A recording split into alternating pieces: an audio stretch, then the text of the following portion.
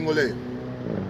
Nalingaki na ajouté aussi eloko oyoyo na bosanaki pour na première partie pour na Sabino que Madame Jackie Ekongo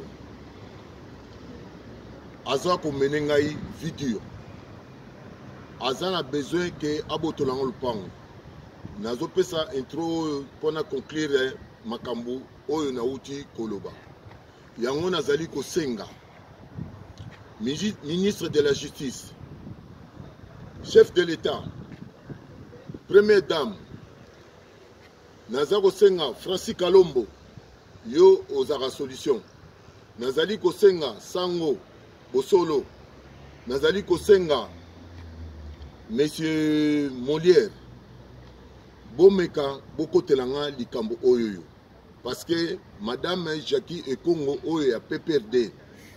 Ça n'a rien à voir na makambo nanga ya lopango. Tokutana na ye na 2019. Na soma lopango nanga na 2009. Ça n'a rien à voir entre l'amour que na lopango. Première fois, alobi nanga ke nenge to lalaka na ye. Nenge to bimaki na ye. Il faut na futa ye $16,000. Yango ayaka ko kandisa ngai premièrement. Na ebiti $16,000 par rapport à quoi?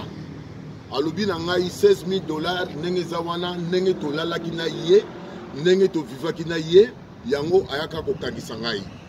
Tanga yo ko kangisa ngai na sali 2 jours na pire. Kolongwana na zalaki na pire wana lokola na zalaki na moi stratégie o na kwa ko bima na lobaki na ye bon tozongana. Alopesi na condition soit tozongana na ye soit au kangisangai soit au bomangai l'air na yeko ndimake to sala to zonga nae ayeko memangai na hôtel Béatrice akomi ko manipuler ngai comme ndenge alingi soki botuni na hôtel Béatrice bayebi ndenge mama wana abanai ko memangai par la force ezalaki na propre volonté na ngai te parce que lokola ya lobaki ke au kangisangai lokola salaki déjà premier pas a kangisaki ngai yango akomaki komema ngai par la force. Donc c'était l'amour forcé. Donc ezalaki ba consentement na ngai te. Donc asali yango par la force. Donc yango nazali koloba boy. Premièrement, il m'a demandé $16,000. Je lui ai dit que $16,000 par rapport à quoi? Alobi par rapport ne na lalaye. Excusez ngai na terme lemsu batu bakoyoka ngo. Que yango na o décortiquer ni wana lobi par rapport nengi to bimaki na ye. Donc normalement ezali nengi to bimaki na ye asali ngai tarif ya $16,000. L'air na moni ki foma ke non na tsaki liboso tembe l'air na tien tembe ayeko lakisa ngai ke soko tie tembe abiye baboya ka été parce que azali Madame Jackie Ekongo mobali aboya ka été. Par rapport l'air ayoki ke nga na komi na engagement na nga mususu na lingi na bala yango esalié jalousement a komi ko faire souffrir ngai ozomon asengi ngai $16,000 na $16,000 neto lalaka na ye na bi na petit frère bon comme c'était pour l'amour je commençais à lui donner un peu de l'argent je lui ai donné un peu de l'argent mais tant on a moni a komi ko intéressé mingi na makambo ya lopango na ngai na lobaki na petit frère na ngai arrêté ko pesa ye mbongo loko la petit frère na ngai arrêté ko pesa ye mbongo alobi na petit frère na ngai na okangisa yo comme ndenge basalaka na major oyo azalaka na pire wana ye ayaka okanga batu sans mandat amené akangaka batu kaka brutalement bongo azui atio na coffre azuyo bazuyo bate batikio na tacho après 2 jours au moins na bazuyo batinjo na makala petit frère na ngai depuis le 28 mai jusqu'à aujourd'hui il n'a pas encore passé au tribunal donc à coffrer à lobby que il faut kaka ke ngai nazonga na ye.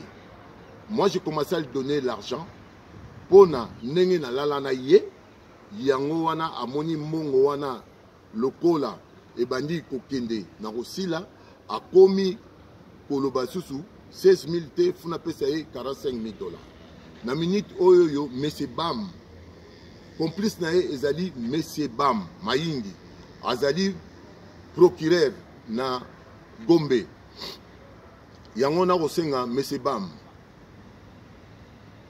procès na yo tango zo sala ba procès na yo salaka ba procès na yo correctement o salaka ba procès te po on nuire bato bazana mbongo te po boboto la bango balupango yango na kosenga o monsieur Bam ozana famille ozali na bandeko zwanga lokola ndeko na yo kotala mbongo Jackie apesi yo te pona oya kokanga petit frère na ngai landa justice na ndenge ezali na ndenge ya solo yango na kosenga président de la république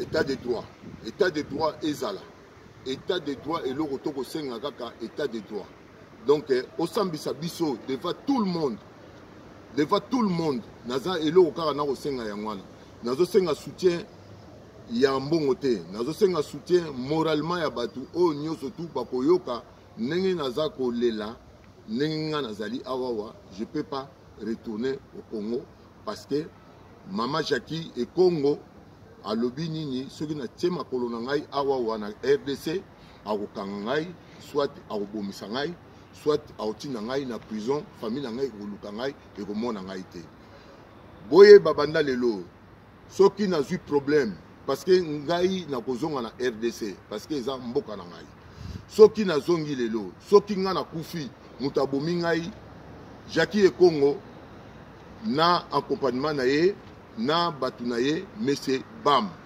bango mutu baosala ke baboma ngai mpona batikala na lopango na ngai yango naza kosenga na tout le monde bosoutenir ngai ba Francis Kalombo basango ba Molière bosoutenir ngai na problème oyo nazali nango merci mingi peuple congolais yango nalingaki na ajouter na oyoyo ezangaki donc Mama Jackie elle a commencé d'abord à me demander $16 000 alobi na ngai funa pesa ye $16 000 elongo $16 000 ekomi funa pesa ye $45 000 donc so na pesa $45 000 te ako botolanga lopango nga $45 000 na uzwa wapi donc yango na kotuna ke nazali coincé awawa donc bosunga ngai Mama Jackie alingi abotolanga lopango na complicité na ye monsieur Bam Mayingi ya